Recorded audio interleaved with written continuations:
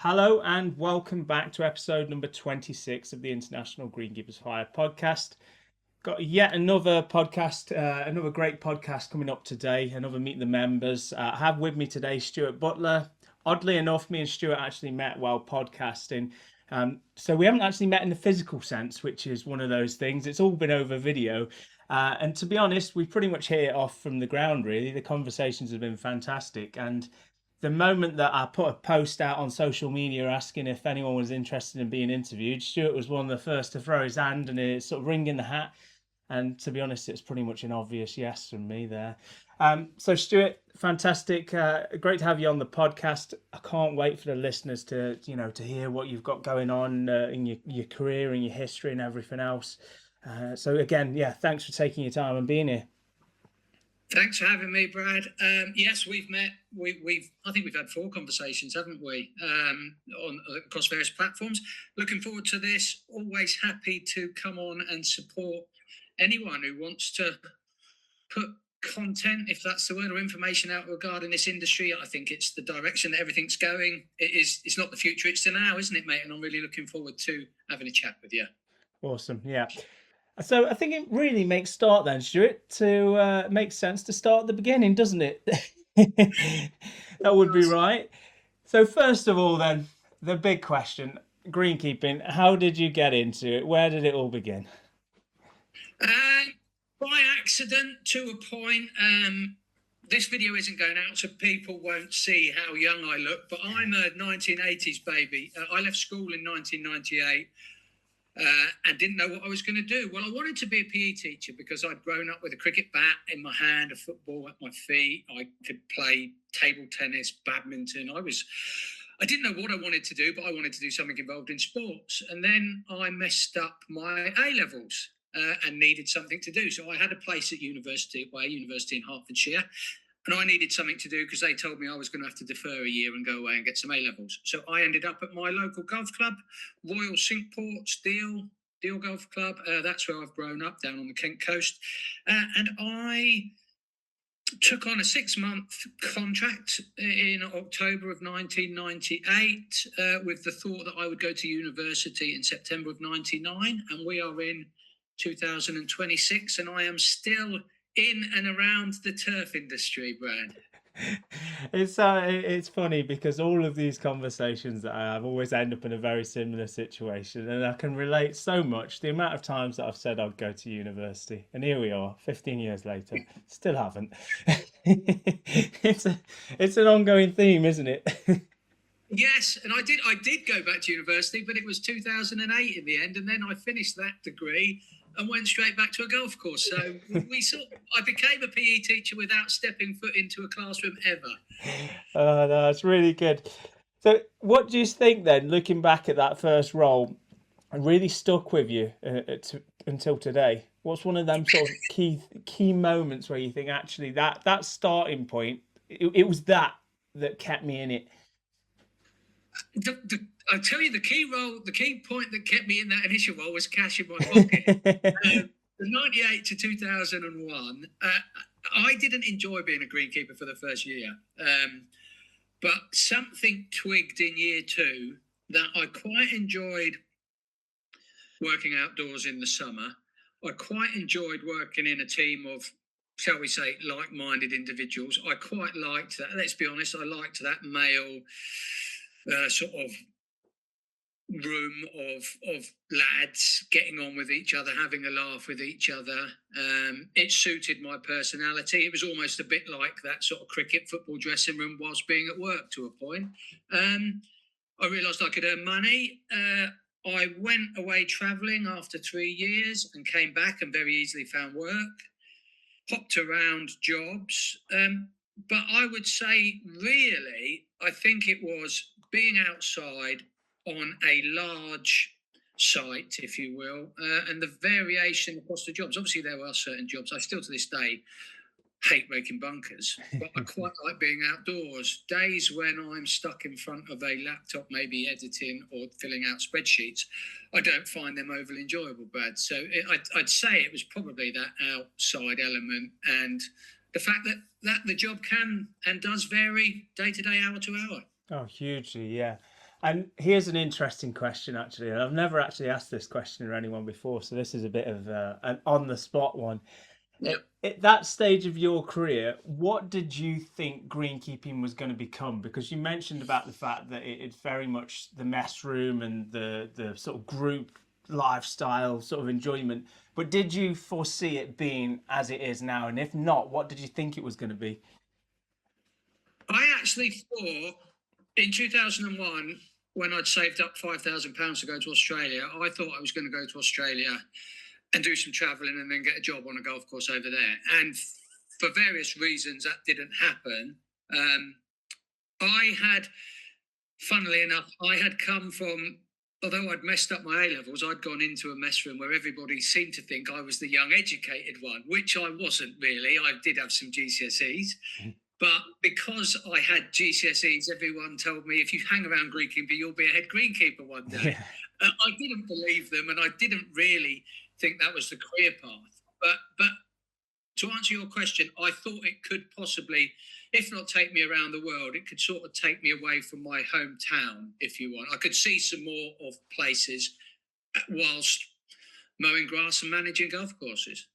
Yeah, and that's key for a lot of people, isn't it? It's a really attractive way, and I say it all the time. We're international greenkeepers for hire, but it's not just that. You know, it's locally as well. I'd say maybe it's just even slightly outside the usual circle and moving a couple of miles down the road, or there's quite a bit of scope there, isn't there? But sort of talking on moving, and as you say, your travels in Australia, not necessarily greenkeeping, but how did having that experience moving overseas sort of shape you a little bit? Because I often go and do talks with students, and one of the things that I always talk to them about is if even if you don't want to join greenkeeping, go and work overseas because of even if it's in hospitality or fruit picking, however you go, what experience can you take away from that which will shape you?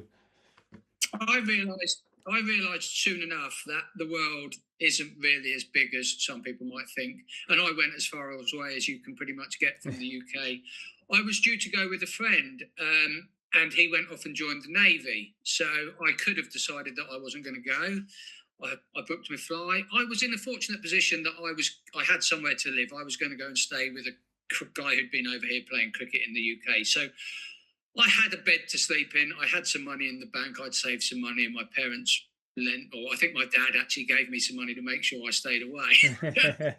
But what I realised, Bab, was that even when you fly over to Brisbane, I flew over to Brisbane, and one of my grandmothers passed away not long after I touched down. I didn't come home, but had I needed to, I was 24 hours away on a plane. Yeah. The internet was pretty well established in 2001. I had an online banking account. I had my Hotmail account that I still have today. I don't think Zoom and Skype were really around, but I could text home, all right, the time difference. But once I got there, I realised, although I was on my own, I wasn't alone, and that might sound like a cliche, but it's true. 100%. In Australia, by far, is one of the places where actually, if you stop and as you say, it wasn't quite the same then, but now if you join the social media groups, traveling, backpacking in Australia, stuff like that, there is so many people. There's whole areas and villages and towns of people that are solely doing that, traveling and seeing things and working locally. And as you say, actually, when you dig your feet in, you go, there's quite a good community, and there's local sports, there's clubs, there's you name it that you can get involved with outside of the working, which I think is fantastic. And yeah, I can only encourage people.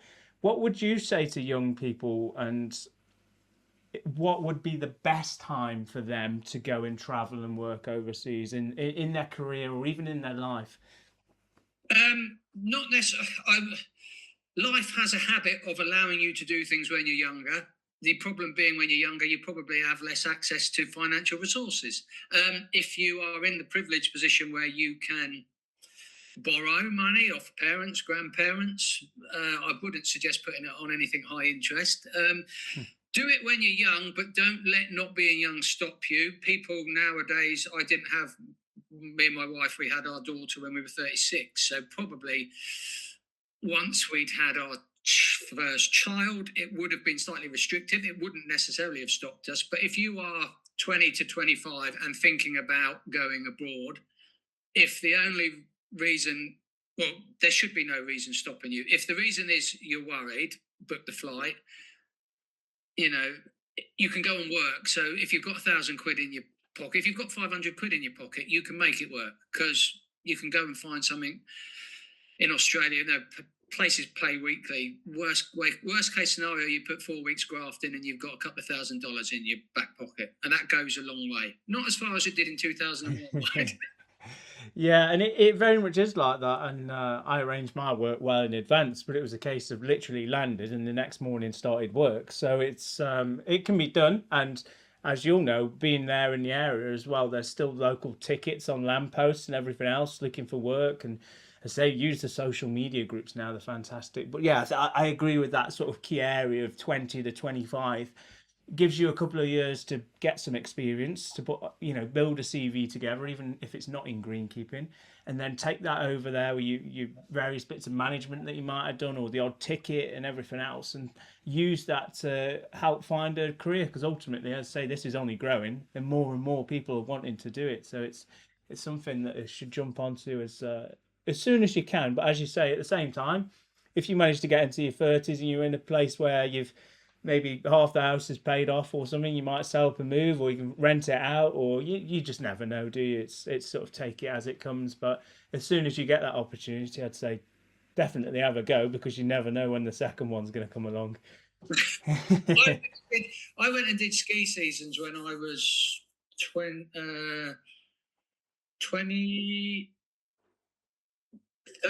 when I was over 30.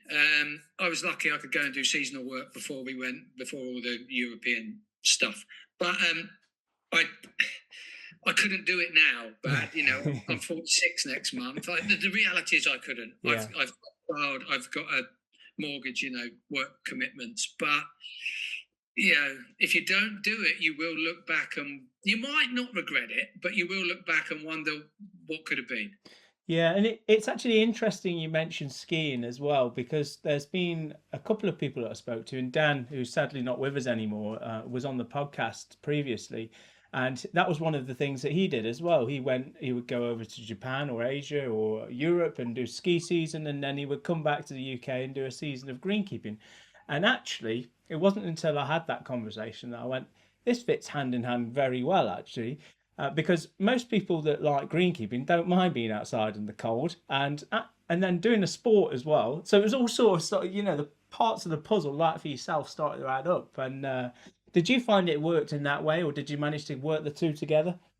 I thought it was absolutely brilliant. I went to the French Alps for the winters and went to Holland for the summers. It was pre-Brexit, so you could do it very, very easily.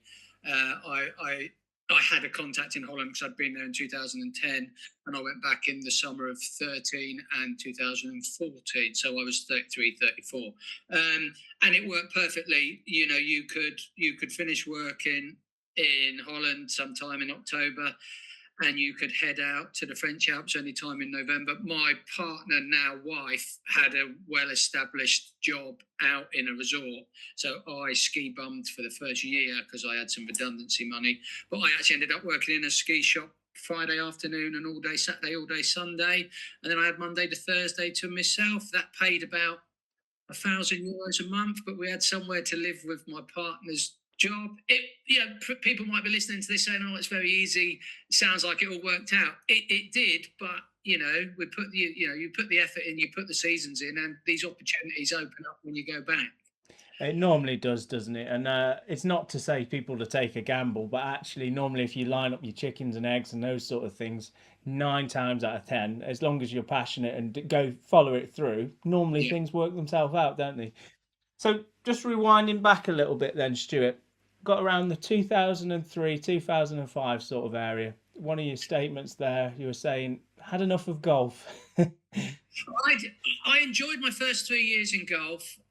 I think it was probably an old school setup, Brad, whereby I worked for a head greenkeeper who was more of the mechanic in the shed, and his deputy ran the staff in the golf course, Barney, and he was a good boss. And I enjoyed my 3 years there. When I came back, I worked at two other local clubs that I won't name because they're very good, reputable golf clubs. But the people I worked for whatever reason, I didn't enjoy it. The second experience, I left one club to go to a second club and realised that it was worse than the club I'd just left. And I got out of golf and I went and worked at a private school in Dover. And anyone who knows Dover might be amazed to hear that there's a private school there, but there is, Dover College. And it was an absolutely wonderful 2 years managing sports pitches and formal gardens. There was a lot of leaf clearing for 8 weeks every winter, but the work was, I was starting work at 7:15, which was late. I wasn't working weekends, and I had a wonderful relationship with staff members. You know, some of the students, obviously, we didn't mix with the students too much, but it was just a really pleasant place to work. Unfortunately, the payoff or the downside to that was that the pay was very low, extremely low. We're talking £14,000 a year, which I was living at home, but I was coming up to, so in 2005, I'm 25, I need to start earning a bit more money. And that was when I came out of that and went to work at the sort of very world famous Royal St George's Golf Club. Yeah. So with the poor pay, do you think that still puts people off joining the industry? Because I was in a very similar situation at one of the places that I worked. It was quite prestigious, but actually, I think I walked away with about £15,000 a year, and drove quite a way to get there as well. And it was mainly like everyone, pretty much everyone else. You know, you want to get on your CV, you want to try and do better, you want to learn new things from higher up level places, and that was obviously one of their main attractions. But actually, looking back at it, it was my mates were working in other trades earning literally 4 or 5 times the amount that I was earning. So do you think that's still a problem now? It's a huge problem, and anyone who has listened to me on my own sort of podcast will know it's something I'm fairly passionate about. And I don't want to sound controversial here, Brad, but if we don't start scaling, if people don't start scaling this pay properly and openly and honestly, we are going to continue to see school leavers joining the industry whilst living at home and enjoying the industry to the point where £24,500 minimum wage doesn't get you anything. When you're 28 years old, your girlfriend might fall pregnant. You might decide you want to rent a small 1-bedroom flat in the town you've grown up in, and the letting agent says to you, just sign here, that's £1,300 a month.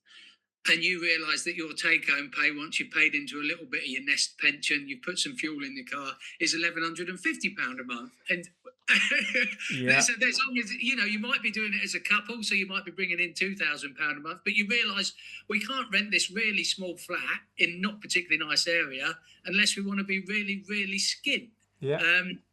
I think it needs to be scalable. I don't know if you. I still think if you come and put 3 or 4 years into this industry, you need to be earning £30,000 minimum in today's market, and £30,000 doesn't go anywhere, Brad. Yeah, I agree, and as you say, it probably has to follow that scale. We're almost at a point where it needs to work backwards, because as you say, you think of that £1,300 a month for your rent. Then if you've got a car worth £8,000 that you're paying off £200 a month at, you know, there's a grand and a half already. And you've not even paid your council tax yet. You've not even bought any electricity. You've not even bought any food. You haven't eaten anything yet. You're at £2,000 there, and you're only earning half of that a month. So, yeah, it has got a long way to go, hasn't it? And you're starting to see that now. I've had apprentices and everything else, and people come to me and say just cannot afford to do it, or they've been offered jobs that have been twice the pay and less hours and no weekends. And I know we always say we do it for the love of the job, but at some point someone's going to entice someone and you go, actually, do I want that anymore? Or is being at home with my family and getting paid more better? Nothing against the guys and girls who pop into the forums or the Facebook groups and suggest that we don't do this for the money. Nothing against these people who are from a generation before me who were able to buy 3 and 4 bedroom properties for £100,000. That is not the world we live in nowadays. It's the world they live in. You know, my parents, possibly your parents, my wife's parents benefited from housing booms, if you will, or being able to afford housing. It's frightening, Brad, and I've got multiple pages in front of me open at the job site, and there's a job I'm looking at now from £24,000, which has to be aimed at someone under the age of 18 because that's below minimum wage for anyone above.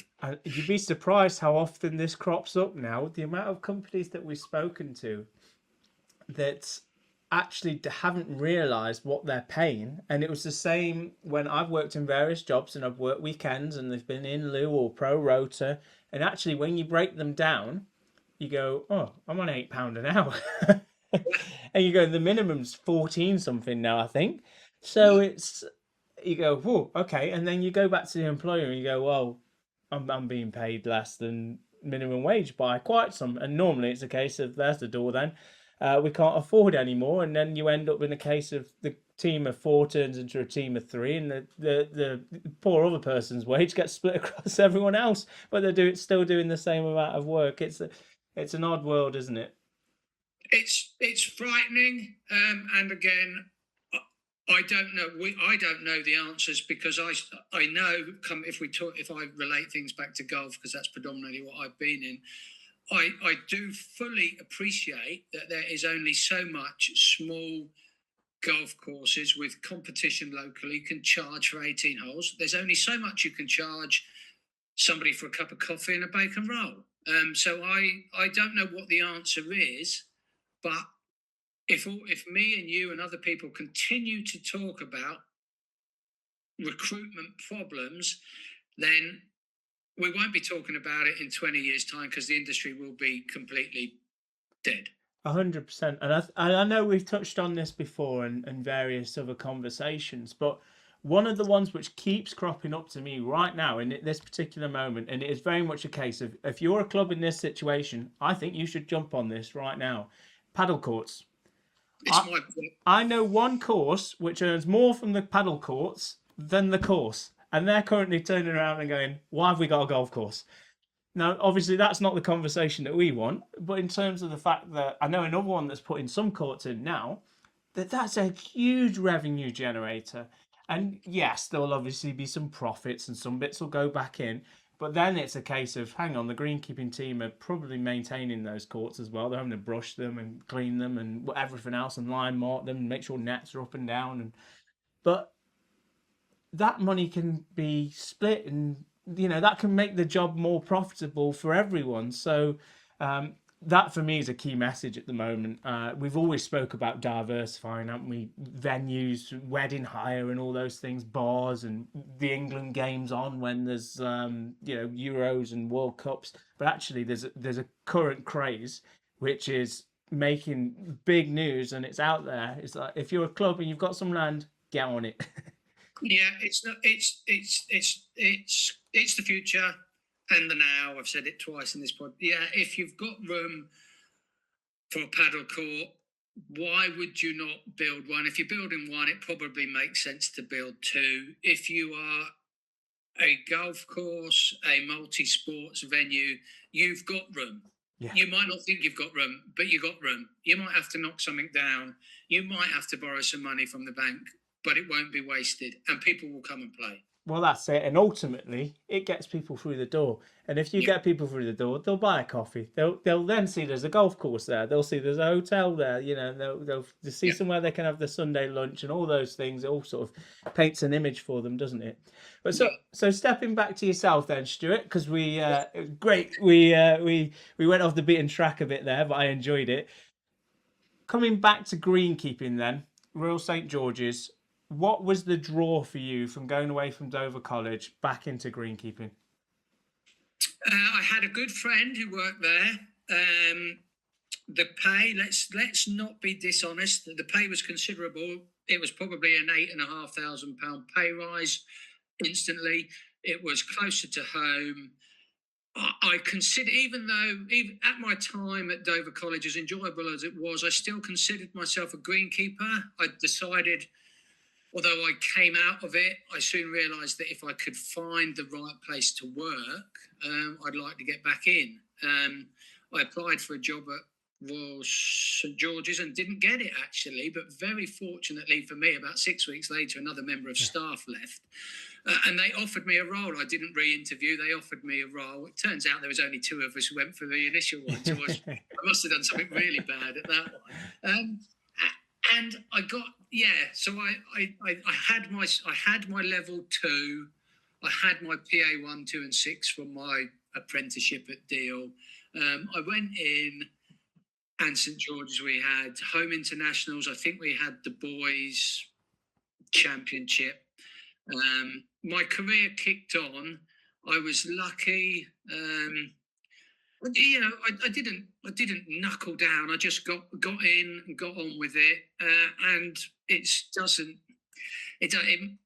take a genius to work out Royal St George's on your CV being your current place of work. It makes it quite easy to progress your career if you so wish. And I did. I spent a couple of years at St George's and then applied for, got and took on my first deputy head greenkeeper position that turned out to be a complete and utter career killer for a while. We could talk about that if you want, mate, or if you want to ask me a bit about that time at St George's, whatever you want. Yeah, we'll come on to that just now. I just have one question before we do. Returning to golf then, with experience in multi-sports, because this is something that I've been through as well, how do you think that helped? Do you know what?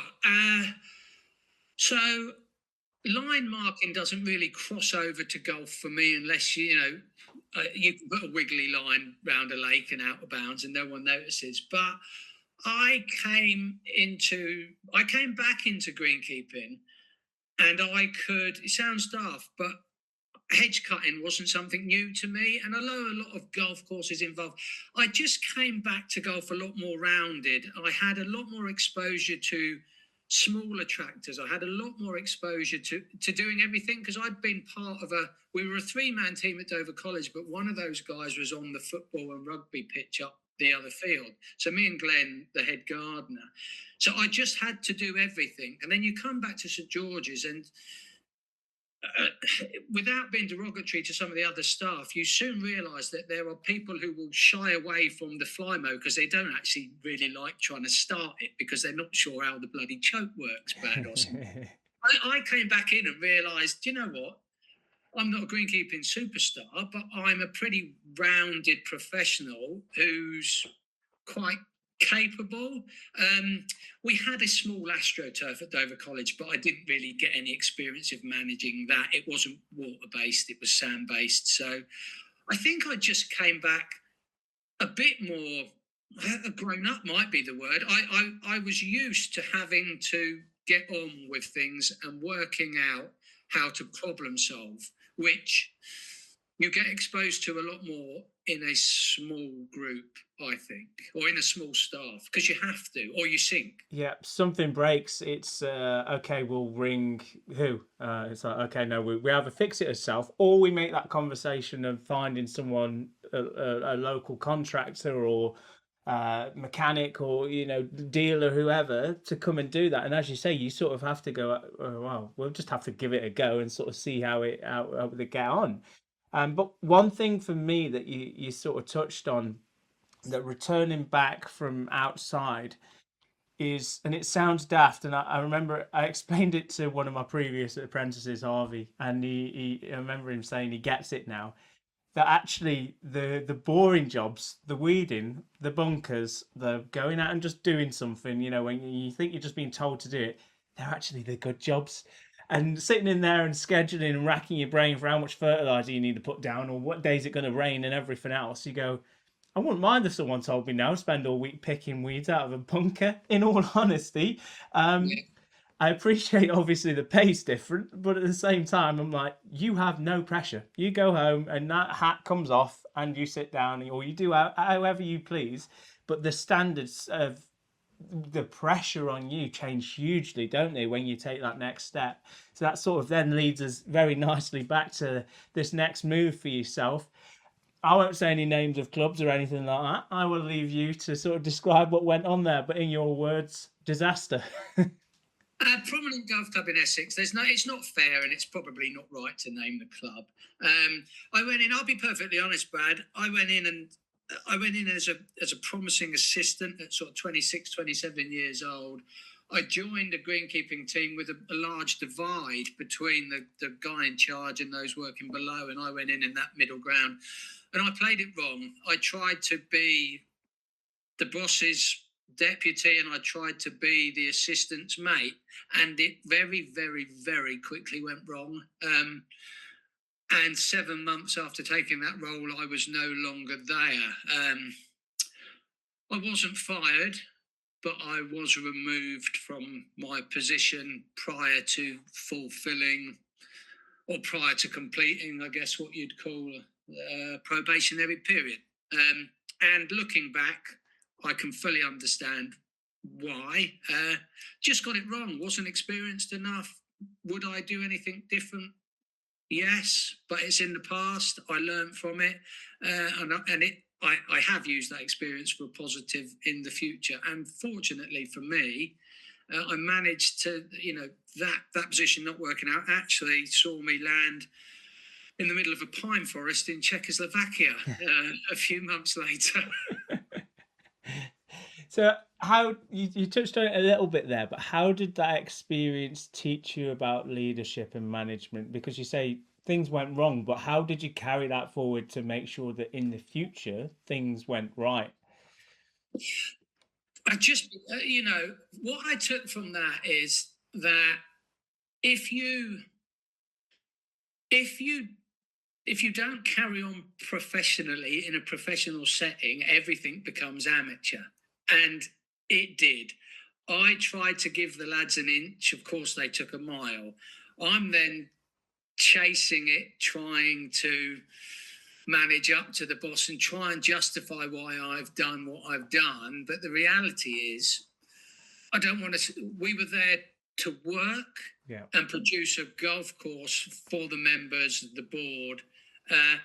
And I had this misguided thought process that I wanted it to be the most enjoyable experience for everyone. And as much as we want to and should enjoy work, to a point, you're there to work. I got it, looking back, I got it so wrong, it's almost funny, mate. Yeah. It's good though, because in a way it's interesting that you can talk about these, because I know a lot of people that which wouldn't, to be honest.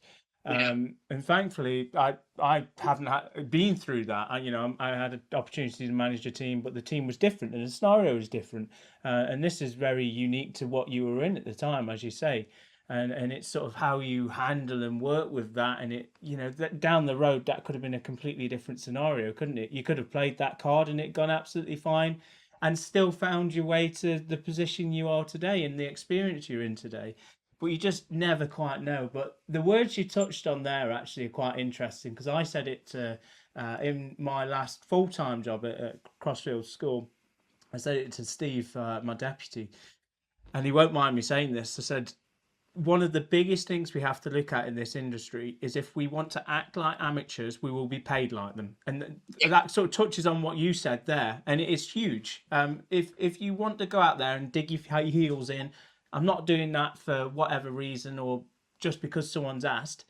Well, they're probably going to turn around when you go, I want a pay rise. I'm going to dig my feet in now. And it happens so often. And that's also not to say that it's a guaranteed either. You can act super professionally, have the best career you possibly can, and don't get followed up with it. Just sometimes that's what it is. And these moves are obviously then become part of that as well, and help you develop as a person. Yeah, completely, mate. So your teaching degree, then you talked about it. It sort of falls within some of this as well, and you're doing it while you're working abroad. No. I went to the Czech Republic, took a contract to manage a golf course, and ended up having a brilliant 14 to 16 months over there. Took on a grow-in. Again, the company I was working for, they had contracts throughout Europe. They lost a couple of contracts in Spain, which meant I was I was offered a role in Bulgaria that I didn't fancy, so I came back to the UK. And 2007, 8 wasn't a great time to be looking for work. Yeah. I had some inheritance money in the bank, so I went to Wolverhampton University and did my PE teaching degree, and spent one summer teaching kids football at home. I spent one summer working on a golf course in Holland, and then the third summer I went back to Royal St George's prior to the 2011 Open. So, like I said at the start, I did that degree, but towards the end of my degree, I realised I didn't want to be a teacher. I don't know if I wanted to be a greenkeeper, but I finished the degree, but I never stepped foot in the classroom. But that time in the Czech Republic, I worked for a Scotsman, Michael Watson, who sadly passed away last year. But that was probably he was probably one of the biggest influences on my greenkeeping career, because what I took from working with Mick was, going back to that sort of time in Essex, put the work in, try and do it with a smile on your face, but work when we're meant to work, and when we're not meant to work, we'll go and enjoy the privileged position we were in. We were working for a Taiwanese businessman had built a multi-million euro facility, privately owned, no flags in the ground. So we did, we had a very, very luxurious lifestyle in an area of Czechoslovakia that didn't have full running water and electricity 2 kilometers down the road. So it was a very bizarre, point, but I took a lot from that time in turf working with Mick. It's interesting, isn't it? Because you, before that, obviously already had a perspective of packing your bag and sort of going. And when you say Czech Republic, it's not actually that far away, is it, considering where you could have been, as you say, in Australia. But how was that move sort of orchestrated? What made you want to go out there and try working overseas? When I'd come back from the time in Essex, I'd taken a job working for a local gardener, and I was looking on Bigger, and there was an advert. Sorry to mention your competition there, Brad. There was an advert. I think it just said jobs across Europe, CVs welcome. So I sent my CV and had a phone call half an hour after I'd sent the email. We've got a position in the Czech Republic. Could you be available for an interview somewhere down in Hampshire tomorrow? So I got in the car, went and met a gentleman.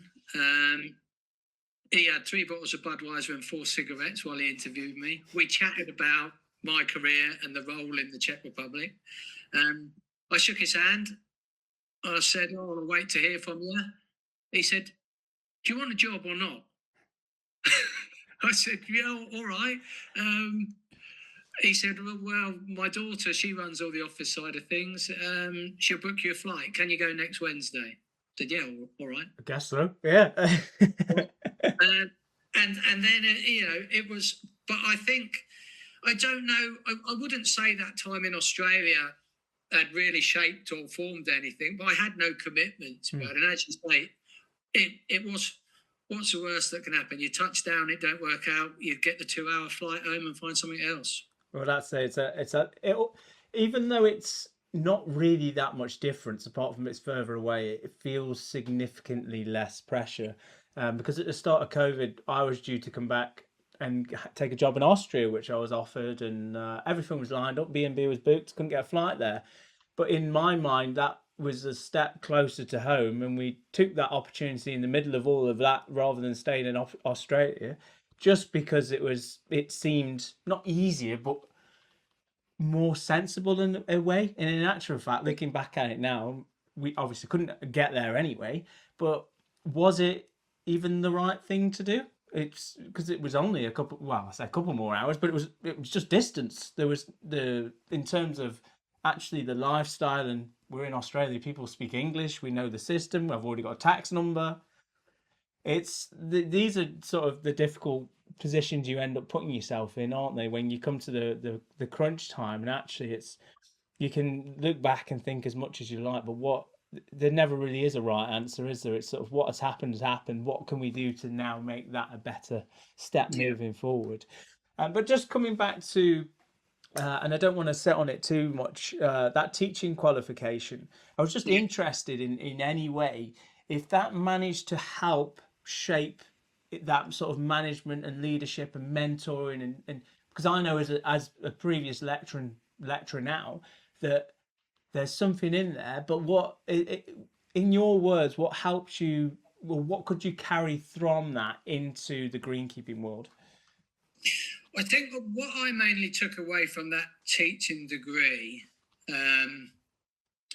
what became very, very apparent, and working with younger people, children, if you will, well, they are children, is how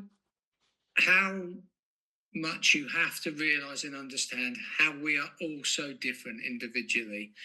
And it is impossible to manage 30 individuals in a classroom, but it's also impossible to do the job properly if you don't try and and at least acknowledge it. You haven't got time to tailor a lesson to 30 people, but you have to find a way to teach and train and coach and manage people so that they get the best out of the time they spend with you, and be it that a head greenkeeper, a teacher, a parent, a friend. I think that's what I took from that degree.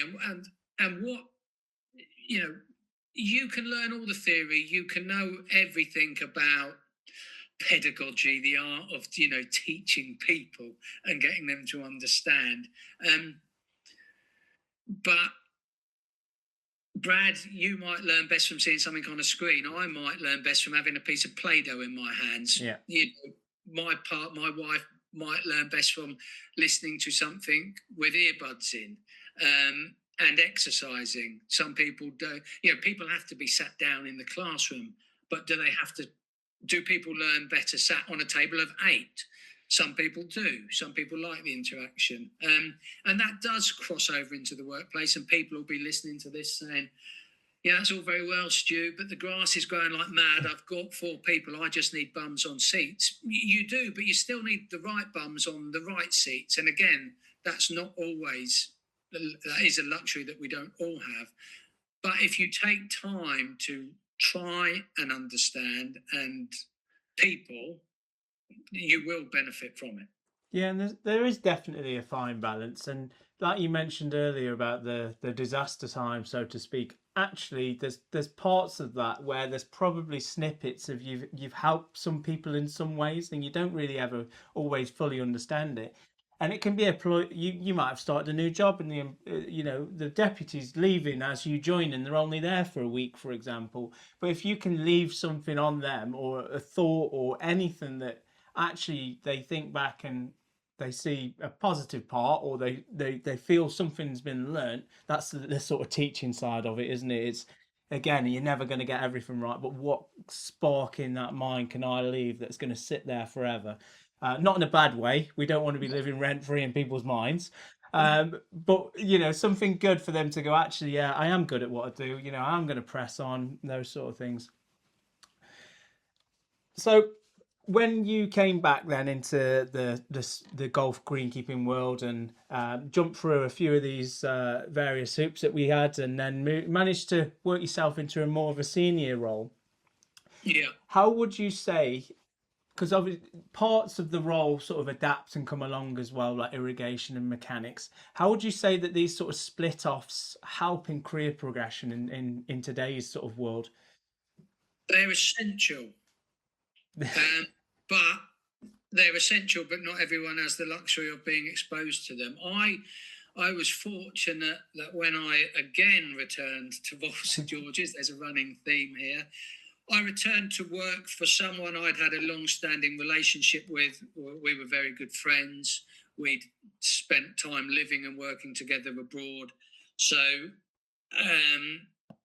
I returned to St George's, and the role of irrigation tech became open. And did I want to be irrigation tech?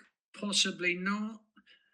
Did I have some sort of self-taught knowledge? Yes. Did I decide that it would be good for possibly my career? Yes, and it proved to be. But yeah, if you're listening to this and your boss has said to you, we've got some training budget available. I think within golf and greenkeeping, you've got that mechanical route, you've got that irrigation route, or you've got the spray tech route, haven't you? All of which you will need all of them if you want to become a deputy to a point. Because if you go for a deputy head greenkeeper interview, the head greenkeeper is going to want to be able to lean on you to fix a sprinkler, manage the team, and spray if he's not there. If you're at I spent some time working at the Wisley, so you've got irrigation techs and spray techs, and then the deputy is basically a course manager below the course manager, who's really an estates manager. But in smaller teams, going forward, you're going to need to, when you want to be a head greenkeeper. So, don't know if I've answered your question there, Brad, but I would say that they are essential. If you're working in sports turf and you don't know how to fix a leaky sprinkler, or you take the lid off a valve box and don't know how to pop things up, tighten things down, and know the basics, where your solenoid valve is, etc., you're going to struggle if you want to send CVs out for senior positions. Yeah, and I totally agree. And another one of those ones as well is arboriculture and the tree work, a prime example. But the amount of people that I've interviewed, and this is not their fault, but we've gone through the conversations and the questions and what mechanical experience do you have, and even if it's just a case of not a great deal, but I've done a course, or I've spent a week with the mechanic over the winter. Just asked me to take the pump off that, or just asked me to take the tires off. That's great, because that you can build on, as you say. But there's quite a lot of people that I've met and come across which never actually get that opportunity, and to me, it's almost sad in a way, because not only is it not giving people an opportunity to explore something they've never tried before, but it's also not allowing them that sort of education, or that part of their skill set. I had a deputy that when, again, at the school, when I joined, his previous head greenkeeper only allowed him to do very specific jobs. So when I joined, it was I was like, well, the grass is a bit long. It was at the start of COVID, to paint a bit of a picture. And it was like, oh, I told I wasn't allowed to use the tractor. And I'm like, well, you've got a tractor certificate, you've got a driving license, and you can drive in a straight line. I was like, getting that tractor. Long story short, now you can use everything that's there. But it doesn't always work like that. There's obviously sometimes there's reasons for things, and they can be outside of our scope. But actually introducing someone to those little bits, and again, it was the same there. And I know I'm going on about my stories now, but we put in a mechanic's corner in the shed, and because they'd never touched anything there in their life before, and got the team got up to 4 in the end from 2, and they were all able to take things apart and do basic servicing on machinery after I left. So and that was from help with dealers and everything else, and videos online. We all sat together and did training, but that's now something that they can carry into their next jobs. And as you say, if they want to become managers or leaders, they've already got a bit of an extra token on their CV, or almost, in their career set. And even in life, how many times you end up at the side of the road with a flat tire? Yeah. Well, if you look at a very basic, and I am not mechanically minded at all, Brad, not at all. But if you look at something as basic as a Flymo now, and when I started greenkeeping back in the day, if you want to say that, Flymos were 2-stroke engines that you could turn upside down and they'd run underwater. They're 4-stroke engines now. So you've got a 4-stroke engine that's got a dipstick, it's got an air filter, it's got a spark plug. A tractor, a car, a greens mower, they have spark plugs. Yeah. Well, some of depending on what, but they have dipsticks that you need to check. They have air filters. They have fuel filters. Something as small as a Flymo. If somebody if you give your apprentice or maybe a new starter, they've not got to look after that fly mower all year, but if they start understanding filters and oil checks and simply how to change the blade safely, it's and it sounds silly, but it's exposures to spanners and ratchets and things like this, and all of a sudden when you're not there you come back and they're like, oh, I've checked the oil on the tractor, I've never done that before. Well, it was easy because I've done it on the fly. It's a very basic example, but if we as managers don't expose the guys new to the industry to it, then no one else is going to. Yeah, and one of my favourite sayings, and it's probably a little bit harsh, but I used to say to the lads, I want solutions, not problems. And I don't mind what you do. I don't mind if you try something and it doesn't work. But if I'm away, yes, you can call me if there's a catastrophic issue, but don't tell me the strimmer heads fell off. Just try and put it back together. If you can't, order a new one, or we'll deal with it another time. Yeah. It was one of my favourites, and they used to laugh when I'd say it, which, I still laugh now, actually, and I still stand by it, to be honest, pretty much throughout my life. Well, there is nothing worse, and there's probably nothing more common in the turf industry than the head greenkeeper having a week off and coming back to work, and the first thing he has to do is put strimmer cord in the three strimmers. To get everyone going, yeah. Without fail, almost without fail. It makes you laugh. It makes me laugh, and it frustrates me to no end. But there you go. Yeah. So, on the opposite of those moments, then, the great times that you mentioned at the Royal St. George's, which ones really stand out to you? The two opens I did were fantastic experiences. They're bloody hard work. The second one was a wonderful experience, but a tough experience at the same time for me.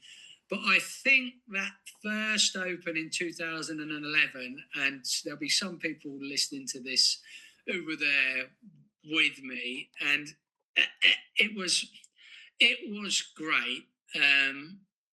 I absolutely loved it and hated it at the same time. But when you look back at it, it didn't make me stronger. It didn't make me any better. But to actually be lucky enough to have experienced that twice, and there is, I won't swear, but there is a load of bull crap that goes on behind the scenes of these huge events.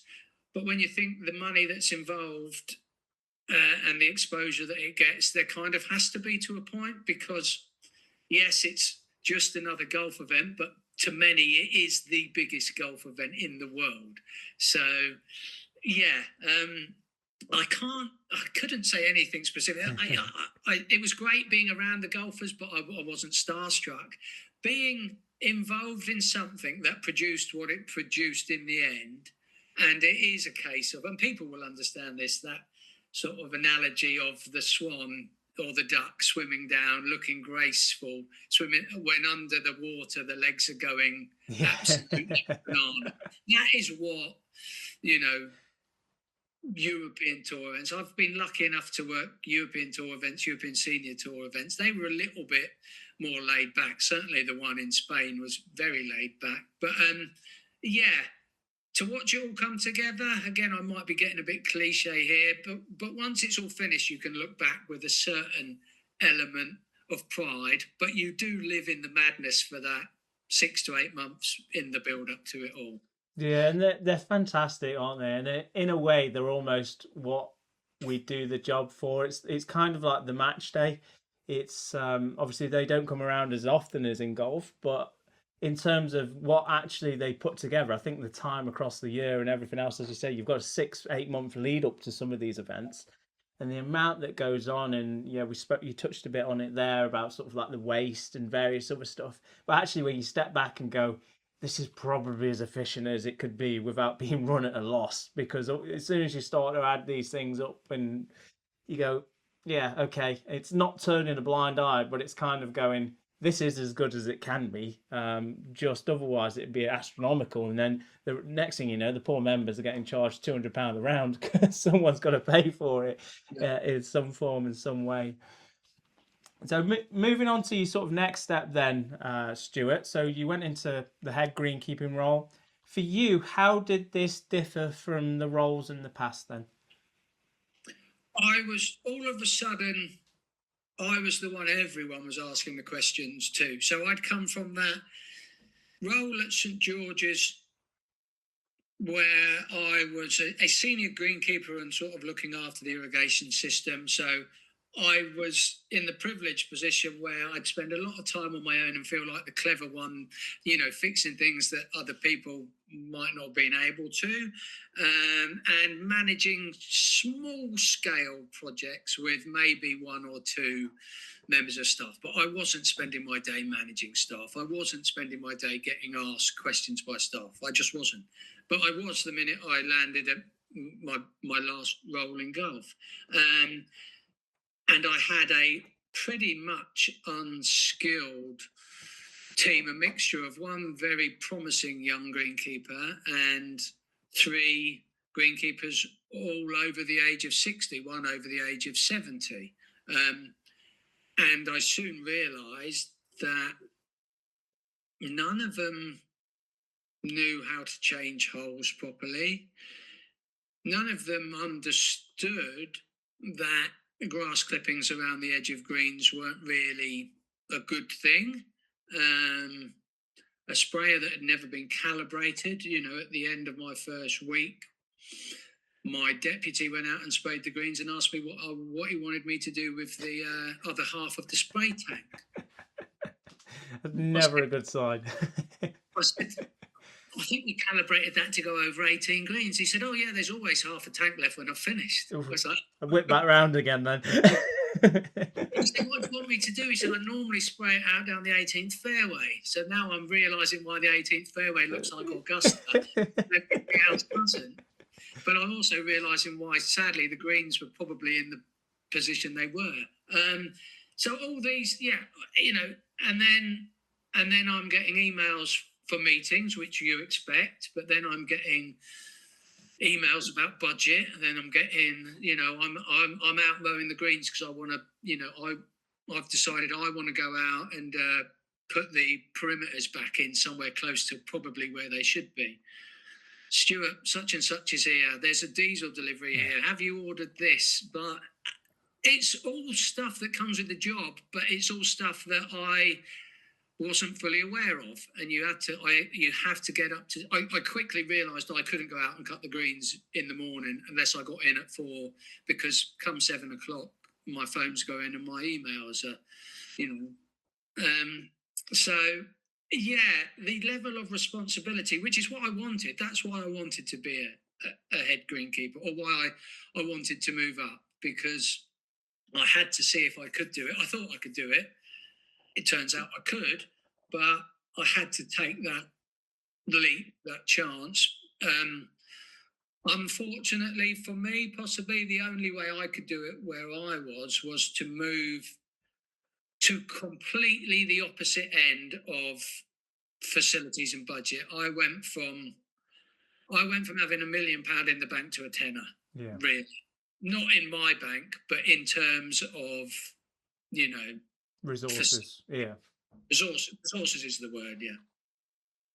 Yeah, it's interesting, and part of that key message there that I hear you saying is actually how you adapt to that situation. The situation sort of grows around you as well, because I've had it the amount of times that I've wanted to go out and do something, but then it becomes almost of, there is times you can go out and do that, and you can do the odd green here and there and bits and bobs, but you're trying to put across a message to a team as well. This is how I want it, and that's why. And without almost saying I want it like that because that's how I want it, because it's a larger conversation selling the image, and how it aesthetically looks to the members, and whether it's school, college, or whoever else.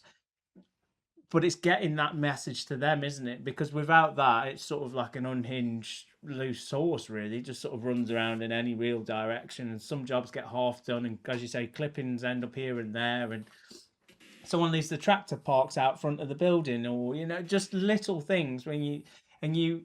It's difficult to have to try and put that in place, but also in the same respect, you have to step back and go, this is an animal that I'm in control of, but I'm not the paws, essentially. I'm not the things on the ground driving it. I can steer the ship, but I can't do the micromanage. It's just not a world that works, is it? We know that, and it's time after time sort of proved itself on in that respect. But then that becomes a reflection of yourself, doesn't it? So if you're able to put that across, and sometimes you can't, it's then when you can look back, or people can look at what you've done and say, actually, no, Stuart did a fantastic job. And you might not have seen him much, or you might have seen him a lot in various different forms and meetings, but what he actually put across was, well, it speaks for itself. And it can be different. It was so difficult, Brad, because what we talked about earlier on in the podcast, where understanding individuals and trying to manage people on an individual level, and I did, and I tried, but there were points when I had to say to people, "This is the way it has to be." I appreciate how you want to do it and how you think it should be done, but this is the way it is going to be done. How you get there on it, how you operate that greens mower, where you choose to put the seat, where you choose to lift and drop the units, for an example, kind of there's a little bit of leeway in there, but the end result has to be to my liking. And that, you don't want to sound like a dictator, but at certain points you do. And I tried to be a good, understanding boss, and I think I was to a point. But there comes the point where you're like, the end product has to be this, and we all have to get on board. Behind the scenes, I will try and get you all there individually, but we all have to buy into this, because it's a reflection on me as the head greenkeeper. It's a reflection on us as the team. And if the reflections aren't good, then I might not be the head greenkeeper much longer. Yeah, and then it goes back to what we said earlier about the amateur. If you, that's then comes back to the whole pay, and yeah, we end up in that circle again. But looking back now, then, Stuart, what would you say that success has changed for you? So you think about success in your early days when you first became a greenkeeper to what you think success is now. How do you think that is different? Now, success for me now, from my last role, I took success as producing a great or a good golf club for the members and having a happy team. And I've had a huge emphasis on a happy team, a professional team, and we had to produce a good golf course. When I started out, success was very one-dimensional. It was me and where my career was going. I'm obviously now a husband and a dad, and success is a little bit more of a whole life thing. I think you're going to struggle if what a lot of people will find is career success probably comes at the hindrance of maybe the home life. You possibly, somebody who's flourishing their career isn't able to spend as much time with their children, and that's life, and we know life isn't perfect, but success now, and I don't know if we want to touch on it, maybe we do, but some of the things that I've gone through in my life in the last decade has allowed me to step back and realise that there is a little bit more to life than perfect golf greens. Yes, and this tees me up to my next topic, and it's quite a powerful topic and something that I know you've said you'd like to speak about, and something that I would like to speak about as well, and get an insight. And that's obviously been sober since 2017. That was in the middle of your second stint at Royal St George's, but there's a lot of honesty there, isn't there? There's a lot of personal growth, and there's things that we've touched on earlier as well. But if you're willing to share that story, Stuart, we're willing to listen. Yes, I'd grown up I'd grown up enjoying a drink, Brad. Really enjoying a drink, but I'd grown up drinking at weekends. I'd grown up the Czech Republic was a great example. I went and worked quite well professionally, but it was a male culture, and when we finished work, we'd enjoy a drink. I was a drinker. I was a binge drinker at weekends. My daughter was born in 2016, and I didn't react well to it. And by the middle of 2016, I was finishing work 3 hours before my wife came home from her job, and my wife worked at a nursery, so my daughter was with her. So I came home to an empty house, and I got to the point where I was drinking a bottle of vodka between finishing work and my wife coming home, because my life hadn't necessarily spiraled. I'd got to a point where I became reliant on alcohol to cope with situations that I didn't feel I wasn't able to deal with. Being a dad, life. I think the only honest way to say it is life just got the better of me, and I turned to what I always had relied on to sort of take me away from reality, which was boozing. So I went through 18 months of my life, never ever had a drink in the morning. So I never had a drink before work, but I managed to. I hate the word functioning alcoholic, but I was a functioning alcoholic for 16 months, where I would go to work, come home and drink myself silly.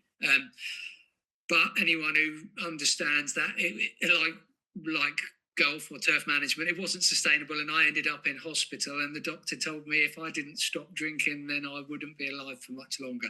I don't know how, Brad. I didn't do any permanent damage to my liver, but that was, I touch wood now. I was probably weeks away from being properly broken. I was mentally broken, but so yeah.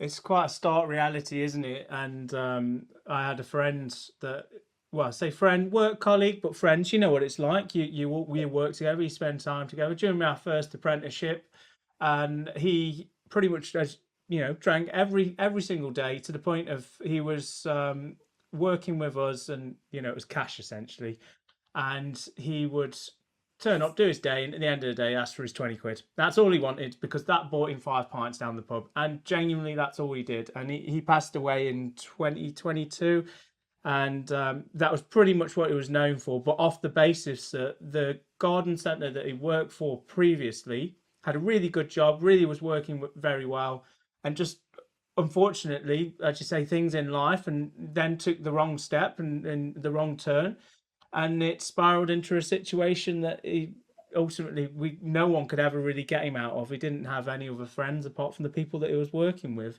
nor family or anything like that. And it's something to openly talk about. And there's so much more to this as well, isn't it? It's all revolves around the sort of mental health, and there's a lot of this in this industry. Well, there's a lot in every industry, but in particular for us, we often say that greenkeepers, ground staff, and I know it's, as you say, cliche, all those sort of things, and it's being open in communication and dialogue. And that doesn't mean asking every day if someone's all right. It's just being aware, or being around, and making things notable, or when there is an issue, what can we do to resolve this? What can we do to make this situation better? Because sometimes it can't be resolved, but what can we do to get to a better place for anyone in this part of the process? And as you say, it might not necessarily be from yourself. It might be someone that you're living with, or someone that you're working with. But we have to be very open about this, don't we? We do, and I have tried to be through podcasts, and I initially started blogging, and the reality is that blogs don't really reach as many people as something audio or something that you can download and watch on YouTube. But I hope it shouldn't be a pipe dream. BTME is coming up, and BTME is a wonderful thing. But people will go to workshops at BTME and tick off mental health. They'll tick off the turf managers 5-point presentations. They'll tick off the workshop about having awkward situations with work colleagues, and then they might take it back to their workspace, but it's buzzwords. Um, I I think we need to be, and again, it's very hard because the grass never stops growing, and then the rain never stops raining, and then the snow never stops snowing. But unless the turf industry and other industries get to the point where individuals' mental well-being is managed 12 months of the year for 25 years of the career or 50 years of the career, then it shouldn't just be annual pitch mark repair day. It shouldn't be mental health awareness week. And I know that's a bit of a pipe dream, and I know all these things cost money, but I hear so many stories, Brad. I hear about it through golf and turf management because that's what I do. But it's people are getting more honest, but I would never call bigger out because I think they do a certain amount of good work. But if you get to the point where January is one thing and February is another and March is another, it doesn't solve the problem, and the problem might not be solvable. But just acknowledging it one day or 1 week of the year, I struggle with that. I don't know the answer, but I think we could be better in this industry. I do agree, and as you say, what exactly the answer is difficult, and where it comes from. But I do have a question for yourself. If someone was struggling or was in a situation, or someone around them, what do you think that they could do to try and move things forward?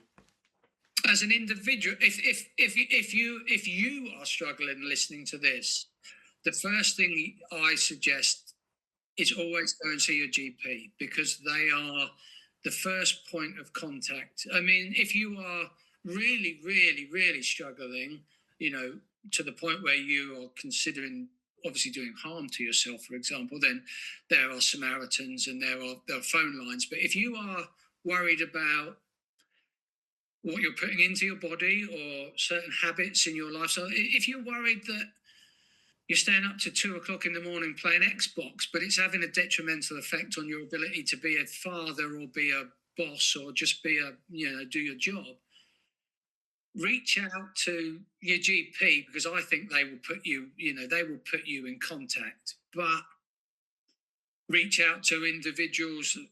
I'm easily available on Facebook and X and everything. If you can reach out to me, but I'm not a professional, I can share my experience of alcoholism. I am an addict. I always will be. I can tell you what I did, and I can tell you what worked for me. But ultimately, you're going to be pointed in the direction of professionals. And in my experience, Brad, that's what scares the living shit out of people, because the reason I didn't go to see my doctor when I was drinking is because I knew they'd tell me to stop drinking. Yeah. It's the reason. It's the reason why someone who loves playing Xbox won't go to see somebody, because they'll say, what you've got to stop doing is playing your Xbox, or you've got to stop eating so much pizza. Yeah. Because it's, whatever. But what I would say is, when you go and see these people, if you go with an open mind, and if you really want to change, and it might not happen instantly, if you buy into it, it does get better. It seems impossible, but it does.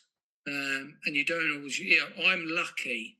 So far, I haven't picked up a drink since the 17th of December, 2017. My sobriety date is the 18th of December.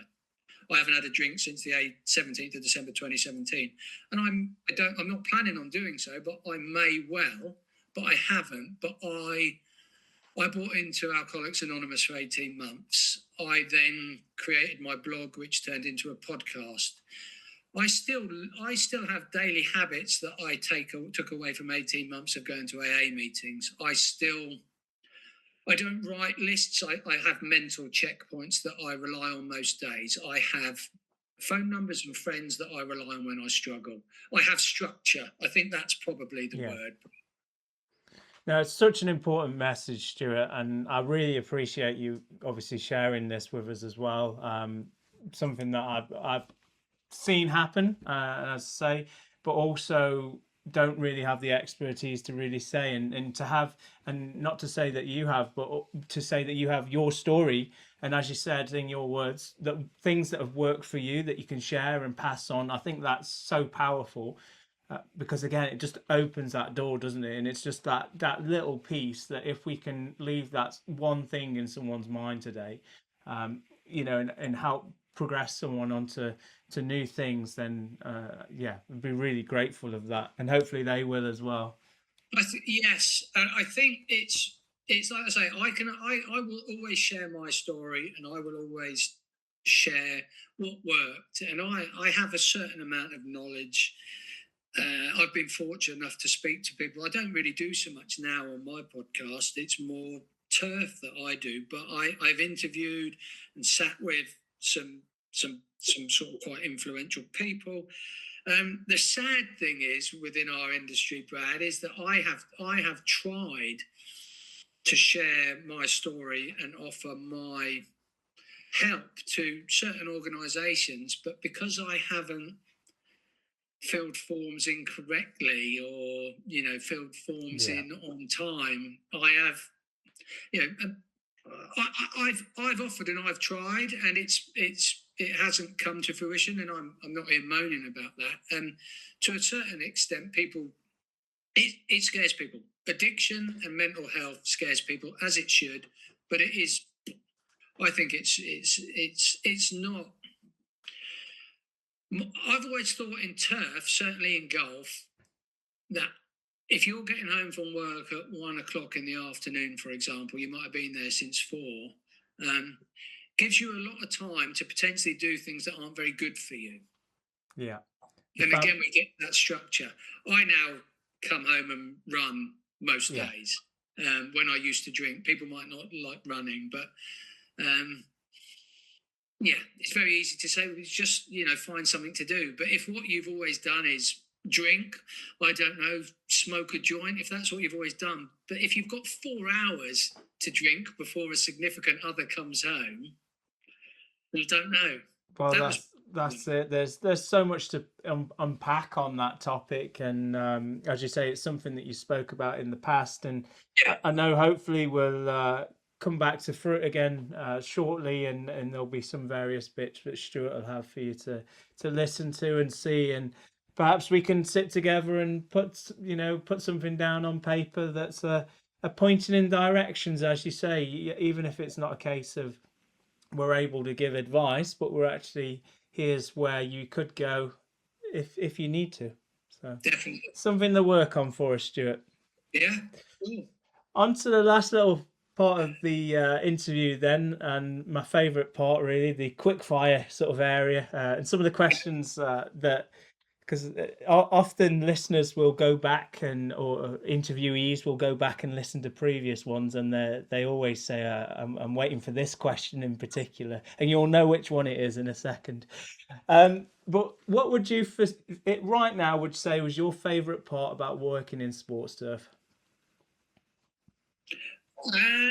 Favorite part about working in sport, it would still be the outside element for me, Brad. Yeah.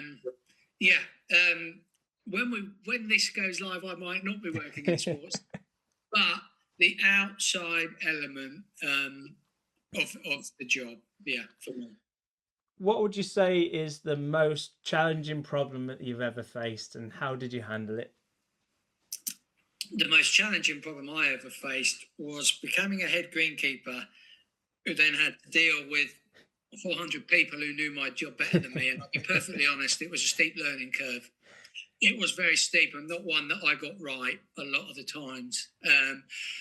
Yeah, I'll give you a little. When you fall out with a golf club member and then take the tractor with a load of turf to block in where he parks his work vehicle on your site, that's not the right reaction. I can only imagine how well that went down.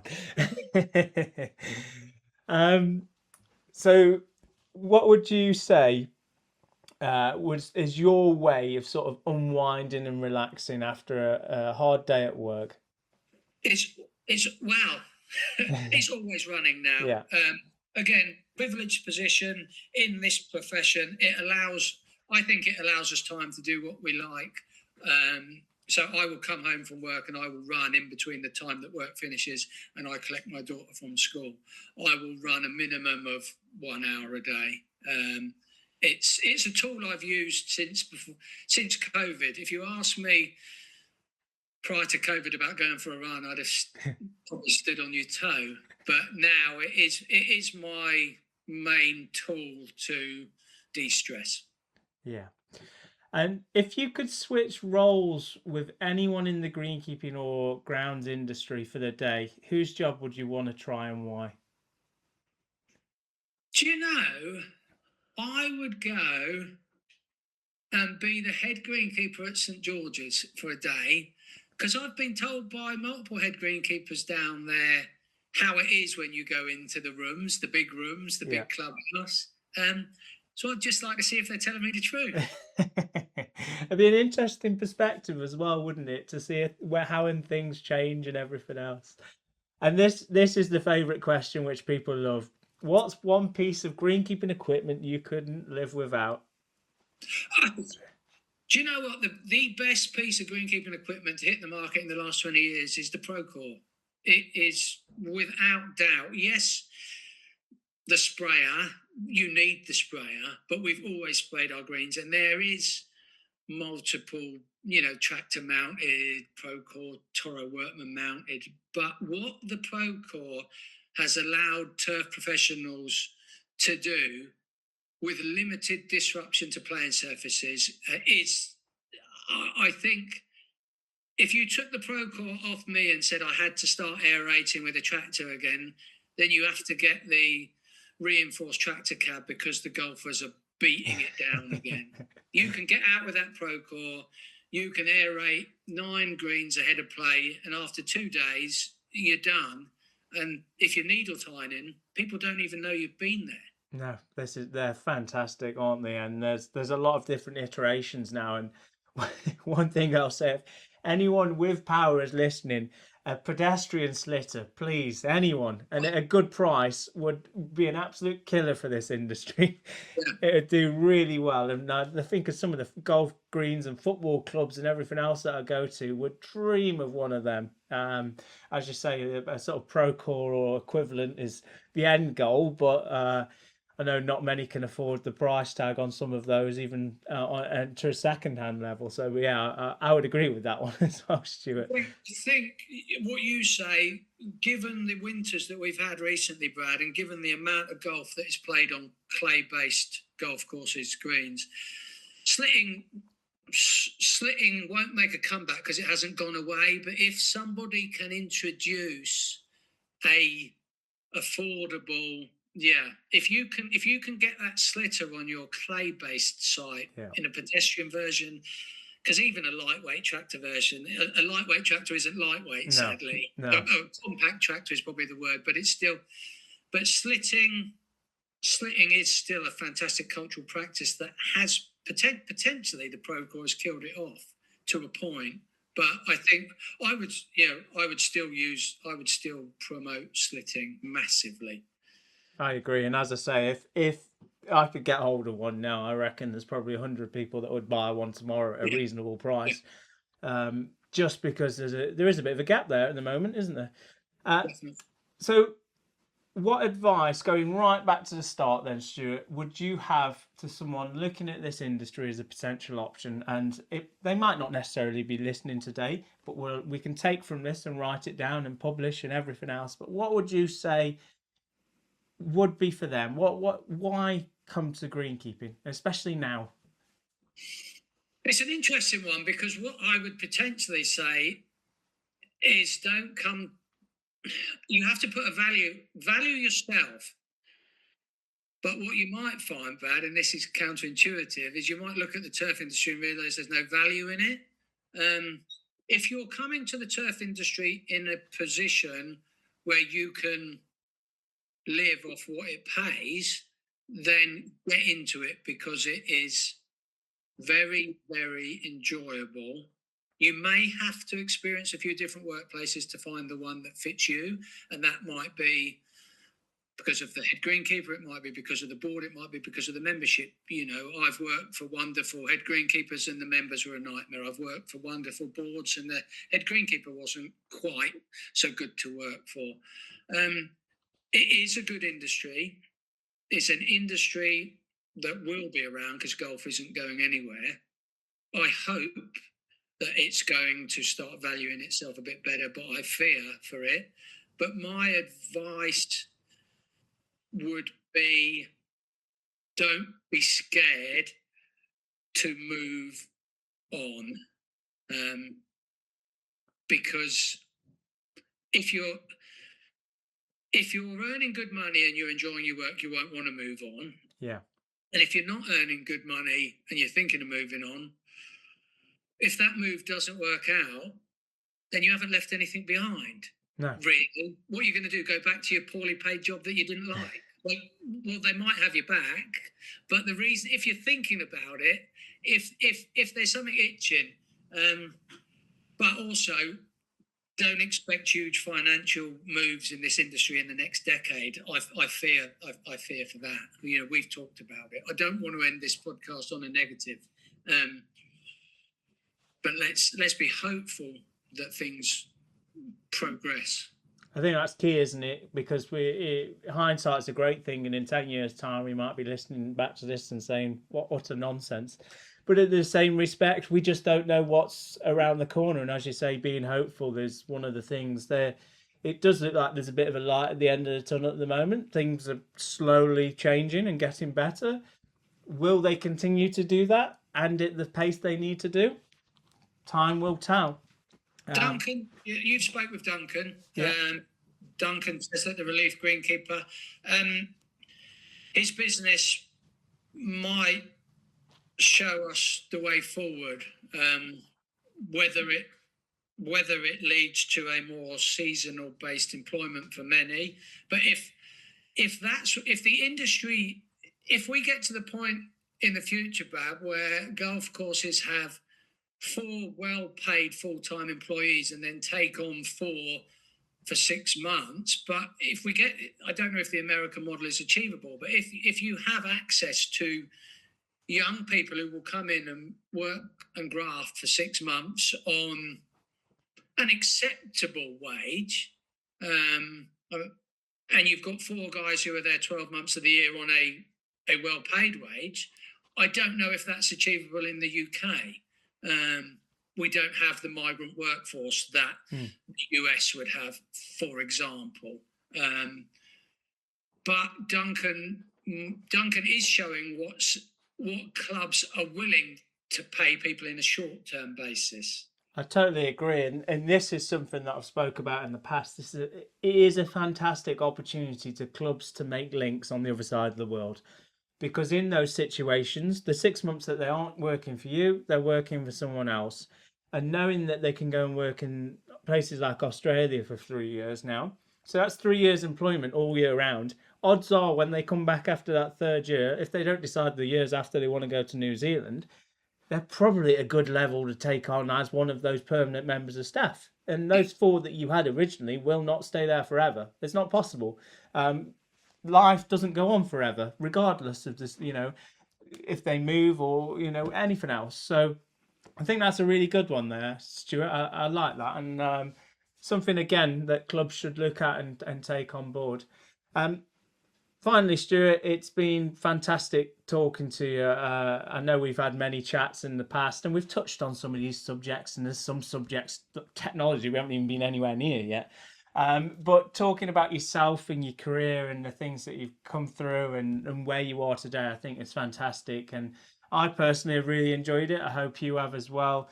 But before we go, for the listeners, as you say, if they are wanting to contact you or get in touch, is there any ways they can do that? Yeah, well, just find Stuart Butler on Facebook. The X account, I've got a new X account, so it's just that Stu Burt's, but I lost an old one. But if you don't mind, you know, Henry Weston's Old Mate, the podcast is out there, Brad, and you know, there's plenty of things to listen to there. But yeah, find me on Facebook. I can give Brad. I'll send you my private email. Just put that in the show notes. I'm there. I'm an open book. I will help when I can, and I try not to pull too many punches. I try and be open and honest without putting people off, mate. No, it's fantastic and really appreciate it, Stuart. As I say, those links will be down in the descriptions if anyone would like them. Big thanks to our sponsors, Kirsten UK and Regen Amenity as well, for allowing us, for me and Stuart, to have these chats and for people to listen to them. So it's always greatly appreciated. So again, Stuart, thank you for your time. Thanks for having me on, mate. Really enjoyed it.